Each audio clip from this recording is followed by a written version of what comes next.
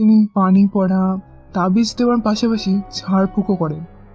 নতুন তথ্য হলো আগে এইসব কম করতেন, কিন্তু সংসারের অভাবের কারণে এখন একটু বেশি করেন। যাই হোক, মূল গল্পে আসি।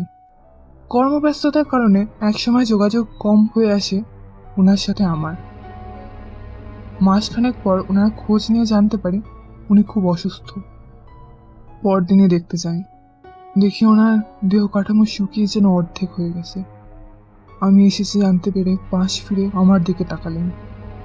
ওনার অবস্থার কথা জানতে পেরে আমি বললাম, আপনার কিছু হবে না, আপনি তাড়াতাড়ি সুস্থ হয়ে যাবেন।